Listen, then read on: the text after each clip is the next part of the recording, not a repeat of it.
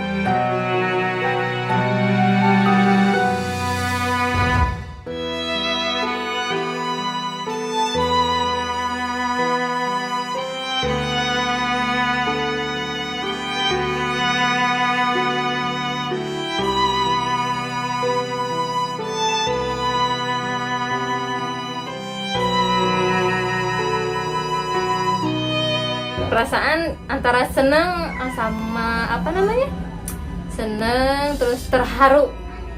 Kalau di bayangan, di pikiran pengen meluk gitu kan, pengennya meluk erat banget, pengen cium gitu kan.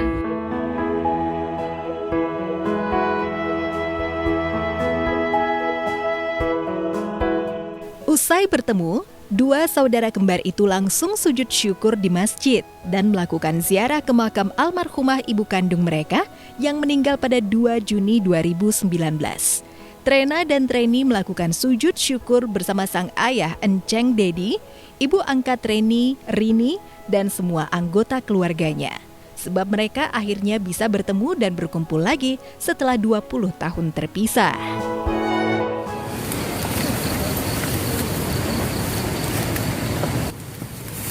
لهم الفاتحة الحمد لله رب العالمين الرحمن الرحيم مالك يوم الدين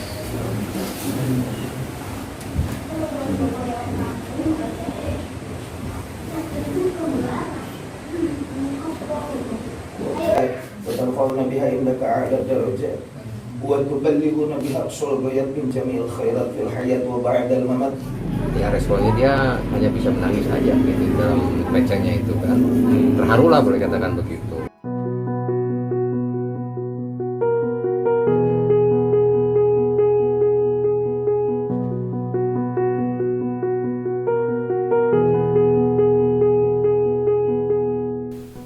Kisah terpisahnya anak kembar ini berawal saat kedua orang tua mereka mengikuti program transmigrasi di Maluku pada 1997 silam.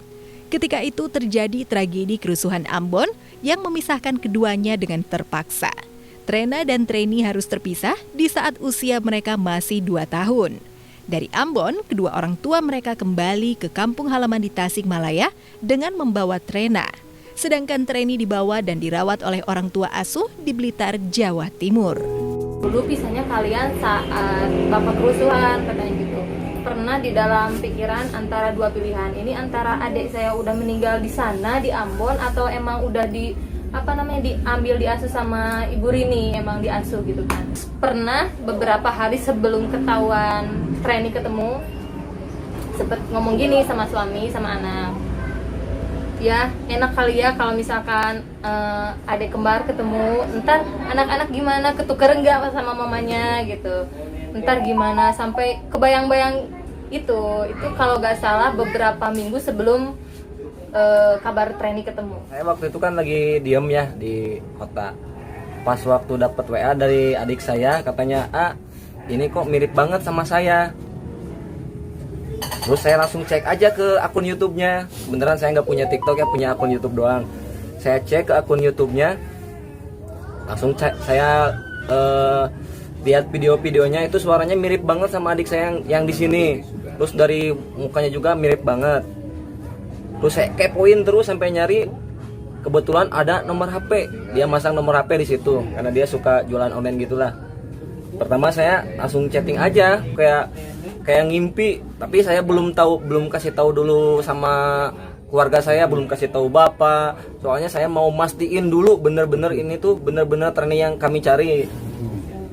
Terus saya minta deh foto Treni waktu kecil, kebetulan punya ya. Saya kirimin dan dia bilang saya juga punya foto itu. Jadi punya keyakinan di sana. Pas saya kirim foto itu, dia bilang saya juga punya foto itu. Saya tambah yakin. Rasanya kayak gimana, merinding saya juga waktu itu. Mungkin dibilang ini, saya langsung mau nangis lah.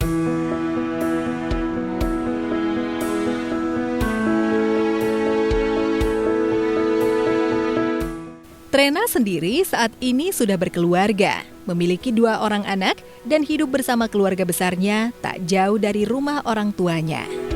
Treni juga katanya mau ngenalin suaminya Treni ke aku. Terus aku juga mau ngenalin suami aku ke Treni. Terus kita kenalin juga anak-anak kita kan sama-sama dua. Nah, Treni berangkat sama suami, sama anak 2, sama ibu. Kisah mengharukan pertemuan duo kembar ini hingga viral di jagat maya, membetot perhatian duo kembar host KDI 2020 Rizky Ridho. Mereka mengaku terharu dengan pertemuan 2 kembar yang mereka rasakan punya ikatan batin itu. Jadi kalau menurut Iki sih alhamdulillah ya, mungkin ada hikmahnya juga di balik aplikasi itu gitu ya. Di balik perpisahan mereka gitu, karena katanya ceritanya pun juga yang Iki baca artikelnya itu, dia terpisahkan selama 2 tahun itu. Udah gitu orang tuanya dan si kembarnya itu yang satu menyadari bahwasanya ada kembarannya tapi nggak tahu, hilang kontak katanya. Kalau menurut Ido gimana? Ya Ido sih apa ya, membacanya sampai merinding gitu, sampai merinding banget bacanya. Wih, sampai gila nih berita ya.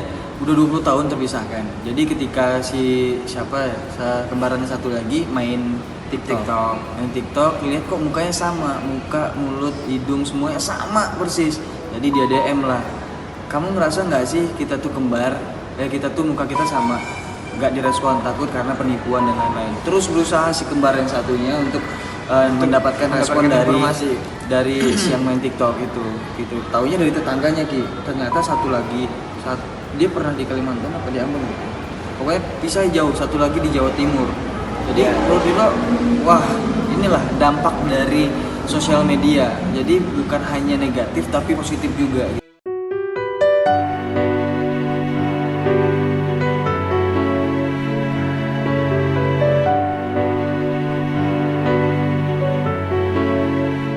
Selain Rizky Ridho, Seto Mulyadi alias Kak Seto, Ketua Komnas Perlindungan Anak, dan sejumlah selebriti lainnya juga ikut berkomentar atas pertemuan mengharukan ini. Iya, memang suatu kejadian yang sebetulnya cukup sering terjadi di seluruh dunia ya, pasangan-pasangan kembar yang dari kecil dipisahkan atau terpisah, tapi kemudian setelah remaja atau bahkan sudah dewasa bisa bertemu kembali karena melalui aktivitas media sosial. Jadi ini tentu suatu hal yang patut disyukuri dan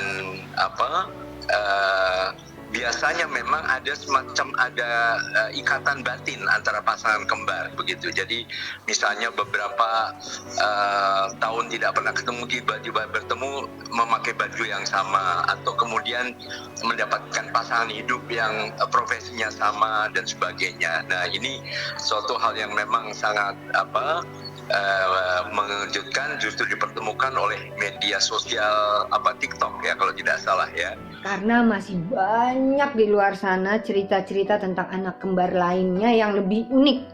Malah ada yang 40 tahun nggak ketemu, mereka bisa ketemu dan mereka tuh suka ini terjadi hal-hal yang seperti gini. Misalnya pas pada saat mereka Natal, ya, mereka beli sepatu yang sama dengan merek yang sama dan size yang sama, warna yang sama.